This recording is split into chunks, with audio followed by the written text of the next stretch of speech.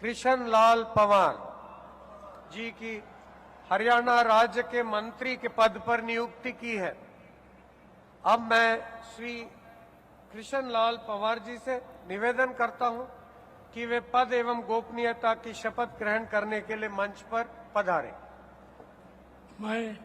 कृष्ण लाल पंवार ईश्वर की शपथ लेता हूं कि मैं विधि द्वारा स्थापित भारत के संविधान के प्रति सच्ची श्रद्धा और निष्ठा रखूंगा। मैं भारत की प्रभुता और अखंडता अक्षुण्ण रखूंगा। मैं हरियाणा राज्य के मंत्री के रूप में अपने कर्तव्यों का श्रद्धापूर्वक शुद्ध अंतःकरण के निर्वहन करूंगा तथा भय या पक्षपात, अनुराग या द्वेष के बिना मैं सब प्रकार के लोगों के प्रति संविधान के और विधि के अनुसार न्याय करूंगा। मैं कृष्ण लाल पंवार ईश्वर की शपथ लेता हूं कि जो विषय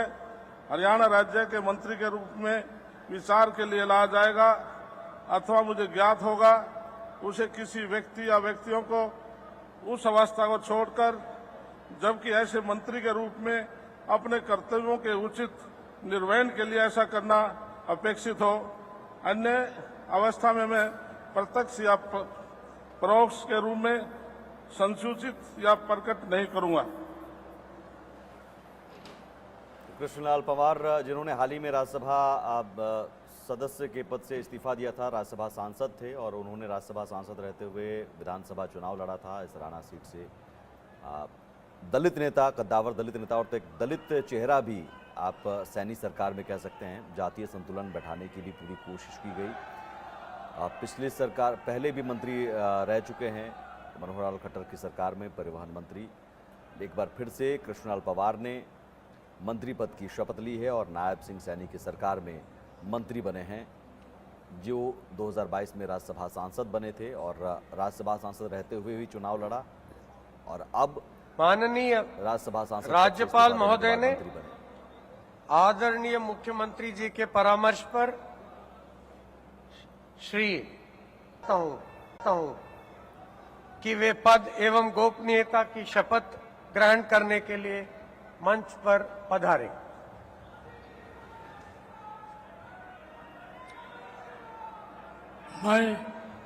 मैं नरवीर सिंह ईश्वर की शपथ लेता हूं कि मैं विधि द्वारा स्थापित भारत के संविधान के प्रति सच्ची श्रद्धा और निष्ठा रखूंगा। मैं भारत की प्रभुता और अखंडता अक्षुण्ण रखूंगा। मैं हरियाणा राज्य के मंत्री के रूप में अपने कर्तव्यों का श्रद्धापूर्वक और शुद्ध अंतःकरण से निर्वहन करूंगा तथा भय या पक्षपात, अनुराग या द्वेष के बिना मैं सब प्रकार के लोगों के प्रति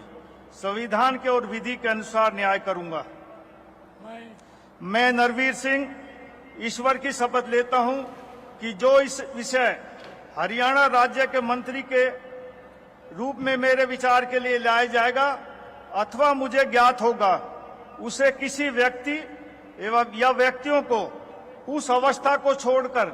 जबकि ऐसे मंत्री के रूप में अपने कर्तव्यों के उचित निर्वहन के लिए ऐसा करना उपेक्षित हो अथवा से मैं प्रत्यक्ष या परोक्ष रूप से संसूचित या प्रकट नहीं करूंगा।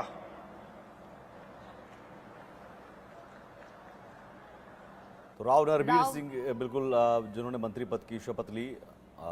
मनोहर लाल खट्टर की सरकार में भी ये मंत्री रह चुके थे और एक बार फिर से नायब सिंह सैनी की सरकार में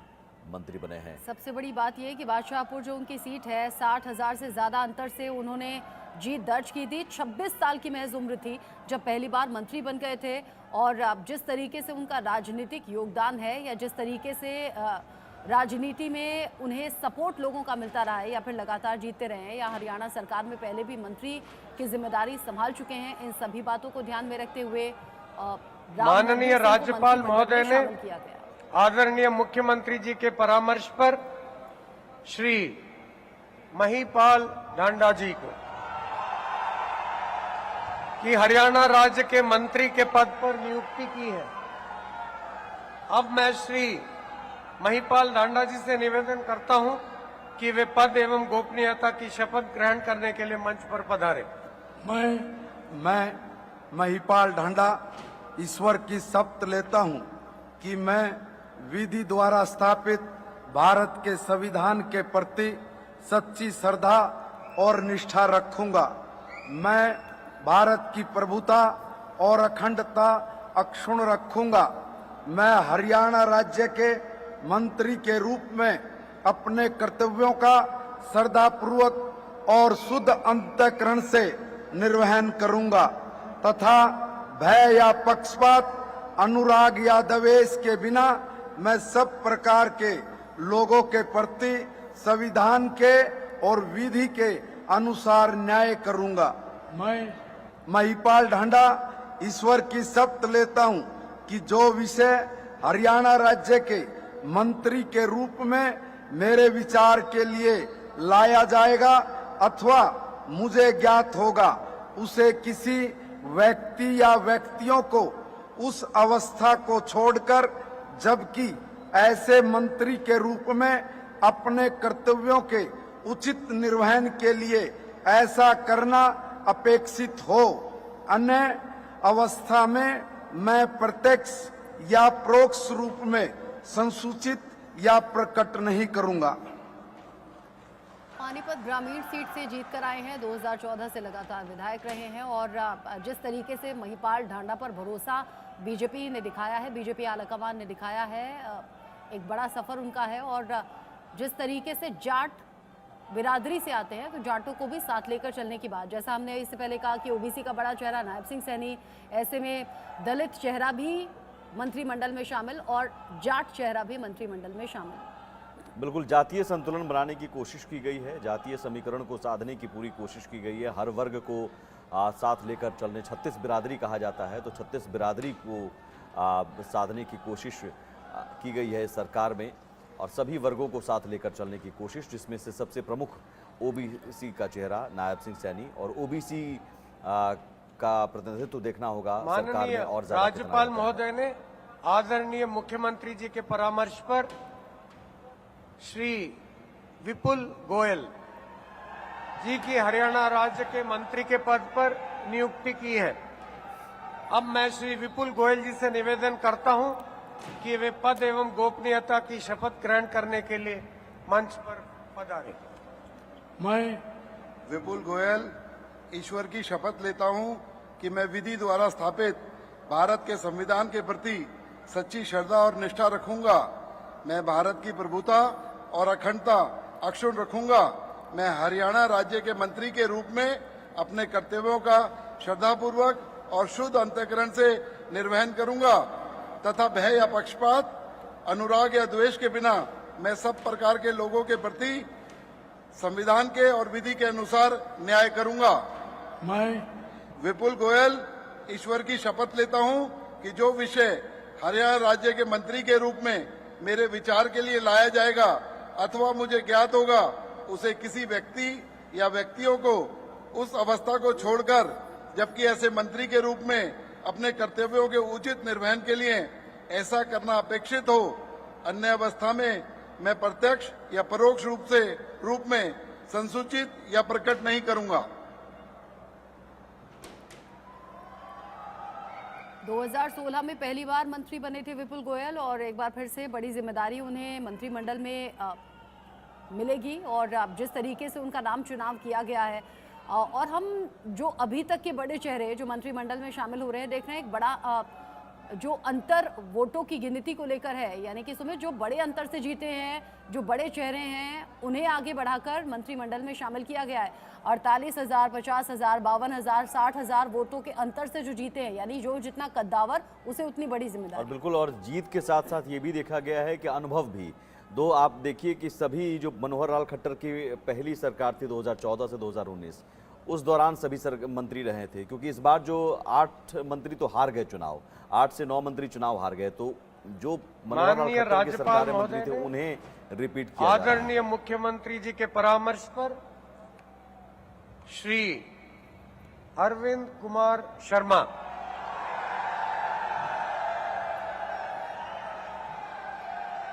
जी को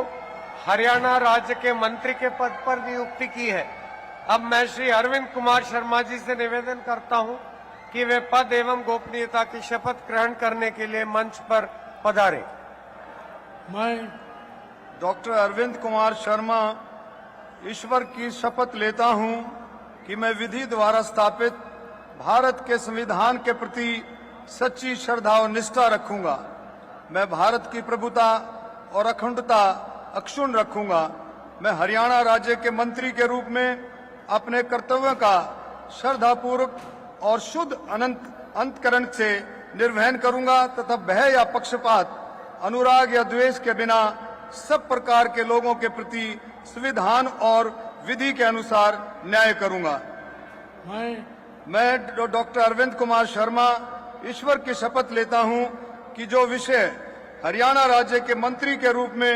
मेरे विचार के लिए लाया जाएगा अथवा मुझे ज्ञात होगा, उसे किसी व्यक्ति या व्यक्तियों को उस अवस्था को छोड़कर, जबकि ऐसे मंत्री के रूप में अपने कर्तव्यों के उचित निर्वहन के लिए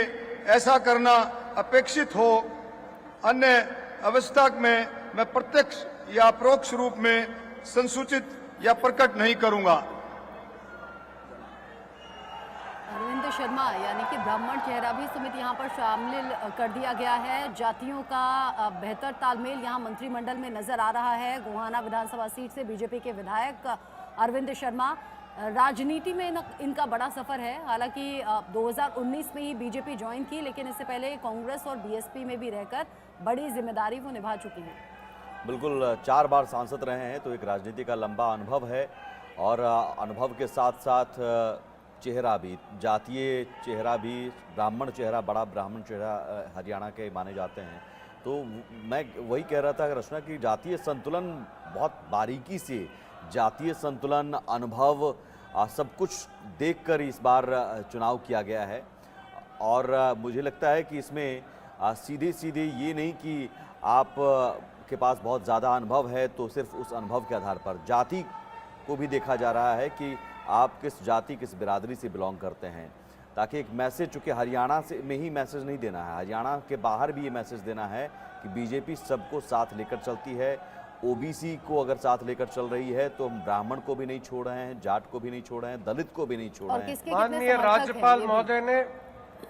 आदरणीय मुख्यमंत्री जी के परामर्श पर श्री श्याम सिंह राणा जी को हरियाणा राज्य के मंत्री के पद पर नियुक्ति की है। अब मैं श्री श्याम सिंह राणा जी से निवेदन करता हूं कि वे पद एवं गोपनीयता की शपथ ग्रहण करने के लिए मंच पर पधारे। मैं श्याम सिंह राणा ईश्वर की शपथ लेता हूं कि मैं विधि द्वारा स्थापित भारत के संविधान के प्रति सच्ची श्रद्धा और निष्ठा रखूंगा। मैं भारत की प्रभुता और अखंडता अक्षुण्ण रखूंगा। मैं हरियाणा राज्य के मंत्री के रूप में अपने कर्तव्यों का श्रद्धापूर्वक और शुद्ध अंतकरण से निर्वहन करूंगा तथा भय और पक्षपात, अनुराग या द्वेष के बिना मैं सब प्रकार के लोगों के प्रति संविधान के और विधि के अनुसार न्याय करूंगा। मैं श्याम सिंह राणा ईश्वर की शपथ लेता हूं कि जो विषय हरियाणा राज्य के मंत्री के रूप में मेरे विचार के लिए लाया जाएगा अथवा मुझे ज्ञात होगा, उसे किसी व्यक्ति या व्यक्तियों को उस अवस्था को छोड़कर, जबकि ऐसे मंत्री के रूप में अपने कर्तव्यों के प्रति उचित निर्वहन के लिए ऐसा करना अपेक्षित हो, अन्य अवस्था में मैं प्रत्यक्ष या परोक्ष रूप में संशोधित या प्रकट नहीं करूंगा। श्याम सिंह राणा यानी कि राजपूत चेहरा भी मंत्रिमंडल का अब हिस्सा। श्याम सिंह राणा के शपथ लेने के बाद में इंटरेस्टिंग ये है कि 2014 में बीजेपी के टिकट पर चुनाव लड़े, जीत भी गए, लेकिन 2019 में जब टिकट नहीं मिला तो 2020 में किसान बिल का विरोध करते हुए बीजेपी छोड़ भी दी थी और फिर चुनाव से ठीक पहले बीजेपी का हिस्सा बने और अब मंत्रिमंडल का हिस्सा भी। बिल्कुल, अब इनोलो चले गए थे, INLD चले गए थे और वहाँ से फिर बीजेपी में आए तो इनाम भी मिला श्याम सिंह राणा को। 2019 में टिकट नहीं मिला था इसलिए बीजेपी छोड़ दिया, लेकिन आप देखिए 2024 में मंत्री पद मिल गया है और मंत्री पद मिलने के पीछे आप इसे यहाँ पर भी एक जातीय फैक्टर कह सकते हैं, राजपूत चेहरा। तो ज़रूर राजपूत को भी साधने की कोशिश ब्राह्मण चेहरा के तौर पर आपने देखा, दलित चेहरा के तौर पर आपने देखा।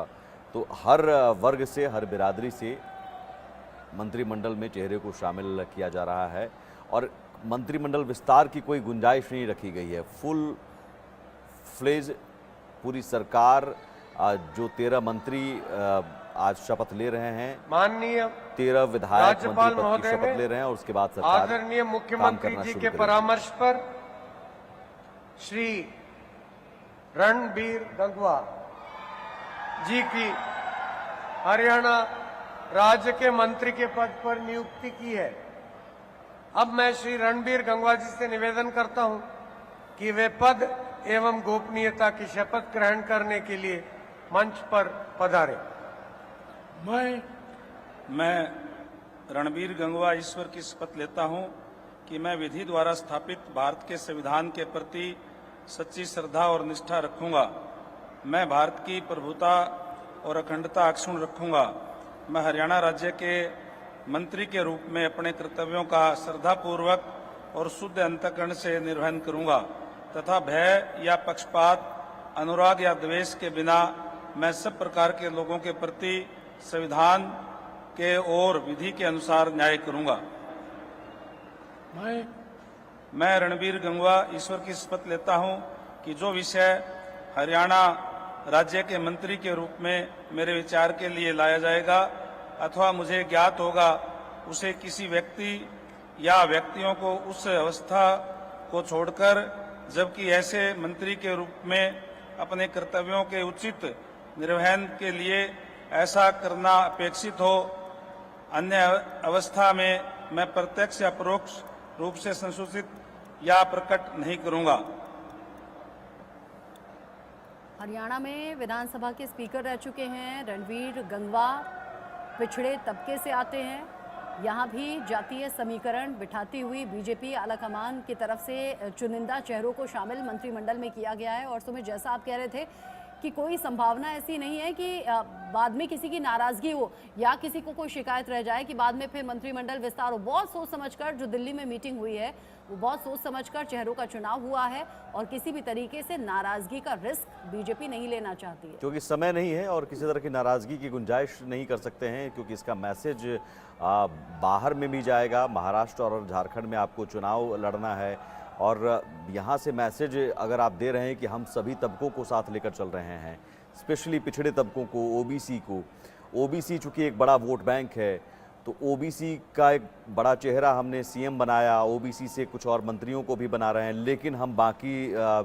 जाति बिरादरी को भी हम नहीं छोड़ रहे हैं। माननीय राज्यपाल महोदय ने आदरणीय मुख्यमंत्री जी के परामर्श पर श्री कृष्ण कुमार जी की हरियाणा राज्य के मंत्री के पद पर नियुक्ति की है। अब मैं श्री कृष्ण कुमार जी से निवेदन करता हूं कि वे पद एवं गोपनीयता की शपथ ग्रहण करने के लिए मंच पर पधारें। मैं कृष्ण कुमार बेदी ईश्वर की शपथ लेता हूं कि मैं विधि द्वारा स्थापित